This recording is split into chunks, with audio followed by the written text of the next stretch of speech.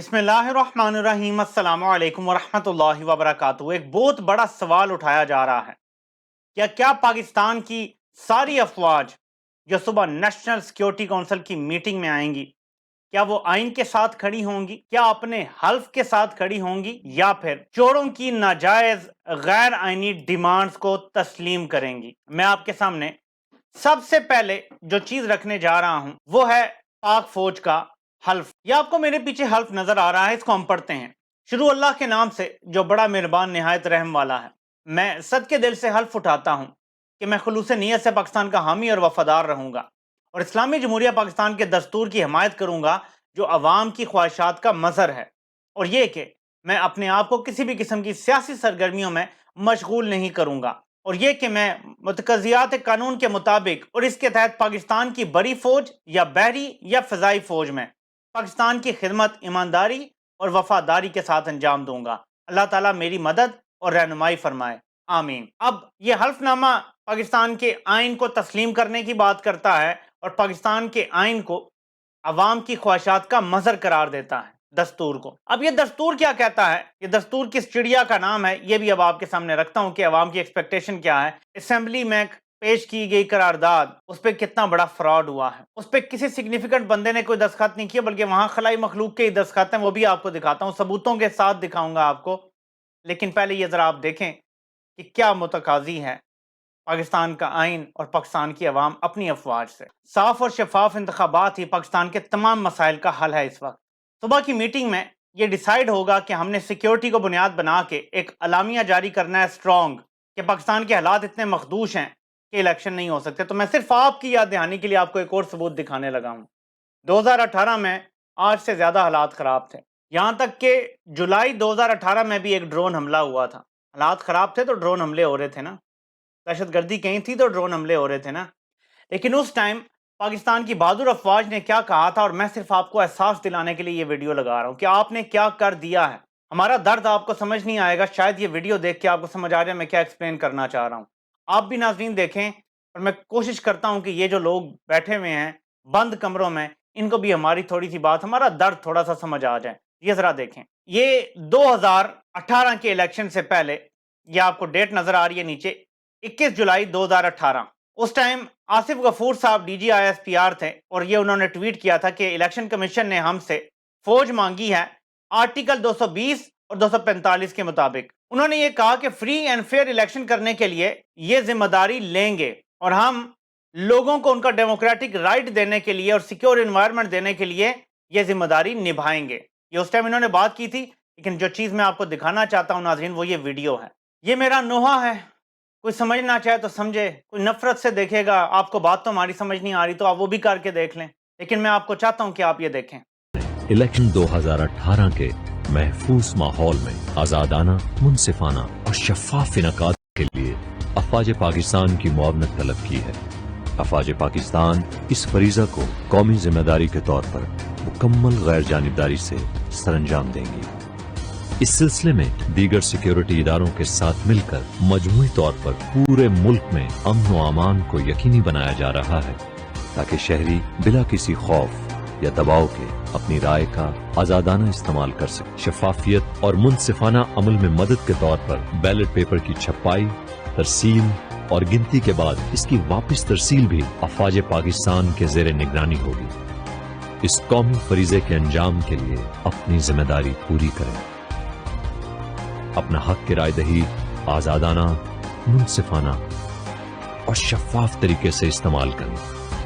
اس راہ میں کسی قسم کی رکاوٹ سے متعلق دیے گئے نمبر پر رابطہ کیجیے۔ قوم اور افواج پاکستان ساتھ ساتھ۔ یہ میرا نوحہ آپ کو سمجھ تو نہیں آئے گا، لیکن یہ آپ نے کھو دیا ہے۔ ایک وقت تھا آپ کہا کرتے تھے کہ بیلٹ کی چھپائی کے وقت بھی آپ سیکیورٹی دیں گے، وہاں موجود ہوں گے، ووٹ ڈلنے کے بعد تھیلوں کی بھی حفاظت آپ کریں گے، آخر تک سسٹم آپ دیکھیں گے، اور لوگ آپ پہ ٹرسٹ کرتے تھے۔ یہ میرا نوحہ ہے، اگر آپ کو سمجھ آ جائے، یہ میرے دل کی تکلیف ہے اگر آپ کو سمجھ آ جائے۔ اب پاکستان کی کم از کم 90% آبادی یہ یقین نہیں کرے گی کہ آپ اگر یہ سب کچھ کریں گے تو الیکشن شفاف ہوں گے۔ اس کی وجہ پتہ ہے کیا ہے؟ اس کی وجہ صرف یہ ہے کہ آپ نے رجیم چینج کر کے چوروں کے ساتھ دوستی کر لی، واحد وجہ ہے۔ آپ الزام دیتے ہیں عمران خان کو، میں آج آپ کو بتاتا ہوں کہ عمران خان وہ واحد بندہ ہے کہ اگر آج الیکشن ہو جائیں وہ کہے جو گزر گیا وہ گزر گیا، ایک غلط فرد آ گیا تھا، اس کے انڈیویجول کے فیصلے تھے، وہ وقت گزر گیا اور اب ہم سب ٹھیک ہے، میں آپ کو یقین دلاتا ہوں کہ ریپیئر ورک شروع ہو جائے گا اسی وقت۔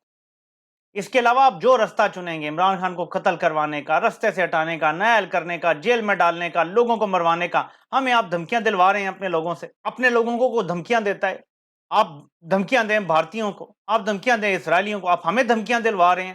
ہمارا درد سمجھیں، ہم پاکستان کے لیے بول رہے ہیں، پاکستان کے لیے بات کر رہے ہیں۔ یہ جو آپ نے کر دیے نا ظلم، اس کا کوئی مداوع نہیں ہو سکتا سوائے اس کے کہ الیکشن ہو جائیں، آپ سائیڈ پہ ہٹ جائیں اور لوگ واپس سیاستدانوں کی طرف اپنی توجہ مبذول کر لیں، بس۔ اس کے علاوہ آپ اگر کہتے ہیں کہ کوئی اور رستہ ہے تو صرف آپ کا ذہنی توازن خراب ہے، آپ کو اپنے چیک اپ کروانے کی ضرورت۔ میں ناظرین آپ کو دکھاتا ہوں کہ جو انہوں نے آج ایک ڈرامہ کیا ہے، ناٹک کیا ہے، اس کی حقیقت کیا ہے۔ بڑا زبردست اس کا پوسٹ مارٹم کیا ہے ماریا میمن صاحبہ نے، میں چاہتا ہوں کہ آپ وہ دیکھیں۔ رہے ہیں تو ہمارا خیال تھا کہ جو آج یہ پارلیمنٹ سے قرارداد آئے گی اس کا بڑا وزن ہوگا، لیکن یہ بہت ہلکی محسوس ہو رہی ہے اس قرارداد کا ویٹ ہمیں، کیونکہ اس کے اوپر نہ وزیر اعظم صاحب کے سائن ہیں، نہ لیڈر آف اپوزیشن کے سائن ہیں، نہ لا منسٹر کے سائن ہیں، نہ انٹیریئر منسٹر کے سائن ہیں، پیپلز پارٹی کے کسی بھی وزیر چاہے وہ خاتون ہو یا وہ مرد ہو اس پہ موجود نہیں ہے۔ تو پھر یہ 42 لوگ کون ہیں جن کے سگنیچر اس قرارداد کے اوپر ہیں؟ ان میں سے 28 لوگ وہ ہیں جو ریزروڈ سیٹ کے اوپر آئے ہیں، جن کو پارلیمنٹ کے اندر کبھی بولنے کا موقع نہیں ملتا، کبھی نمائندگی نہیں ملتی۔ تقاریر سنیں گے آپ تو ان تمام ہیوی ویٹ لوگوں کی سنیں گے، چاہے وہ لا منسٹر ہو، انٹیریئر منسٹر ہو، وزیر اعظم ہو، بلاول صاحب کے سائن نہیں ہے اس پہ۔ پیپلز پارٹی ایک بہت اہم سٹیک ہولڈر ہے، پیپلز پارٹی کے جو منسٹر ہیں اس کا اس پہ سائن نہیں ہے۔ مولانا فضل الرحمان صاحب کے فرزند کے اس کے اوپر سائن نہیں ہے، ایک بہت اہم جماعت جو اس اتحاد کا حصہ ہے، خود انہوں نے سائن نہیں کیے۔ جو سائن کروائے ہیں وہ تمام جو ریزرو سیٹوں پہ لوگ موجود ہیں ان سے کرائے ہیں۔ کیوں آخر آگے بڑھ کے اگر آج پارلیمنٹ کی وقت، اس کی طاقت، اس کا وزن کے ذریعے یہ قرارداد لانی تھی تو پھر یہ گھبرانا کیسا، کیوں نہیں؟ یہ جو ریزرو سیٹوں پہ لوگ ہیں ان کا نام نہیں لکھے ہوئے لیکن ریزرو جہاں لکھا ہوا ہے، یہ سب ریزرو سیٹوں پہ لوگوں نے دیا ہے اور باقی آپ یہ نام پڑھیں۔ کوئی ایسا بندہ یہاں آپ کو نظر نہیں آئے گا جنہوں نے دستخط کیے ہیں جو قرارداد سپریم کورٹ کے خلاف پاس ہوئی ہے کہ اگر اسے سپریم کورٹ ایکشن لیتی ہے، نائل کرتی ہے تو انہیں فرق پڑے۔ یہ سب فکسڈ میچ ہے، انہیں پتہ ہے یہ غلط کام کر رہے ہیں، ورنہ شہباز شریف نے کیوں دستخط نہیں کیے؟ بتائیں نا، مجھے ذرا سوال کا جواب دیں۔ خواجہ آصف نے کیوں دستخط نہیں کیے؟ رانا ثناء اللہ نے کیوں دستخط نہیں کیے؟ کیا وجہ ہے کہ بلاول زرداری نے دستخط نہیں کیے؟ کسی مین لیڈر نے دستخط نہیں کیے؟ اس پہ تو اسپیکر کے بھی دستخط ہونے چاہیے تھے، اتنی امپورٹنٹ تھی ان کے لیے، کسی کے دستخط نہیں ہیں۔ یہ کر گئے ہیں بہت بڑا فراڈ، یہ فراڈیے ہیں، صرف بیانیے کی جنگ لڑ رہے ہیں اور یہ ویٹ کر رہے ہیں کہ کچھ ججز کو کریں گے سپریم کورٹ کے اندر سے۔ میں آپ کو آج بتا رہا ہوں، ایک یہ نیشنل سیکورٹی کونسل کی جو میٹنگ ہو رہی ہے اس پہ انحصار کر رہے ہیں، دوسرا یہ ججز کے اوپر انحصار کر رہے ہیں کہ سپریم کورٹ کے اندر سے کو ہو جائے۔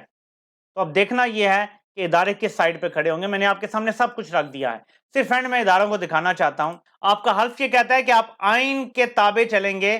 آئین کا آرٹیکل 220 یہ کہتا ہے کہ ایگزیکٹو اتھارٹیز اسسٹ کریں گی الیکشن کمیشن کو۔ Executive authorities to assist commission, it shall be the duty of all executive authorities in the federation and in the provinces to assist the commissioner and the election commission in the discharge of their function.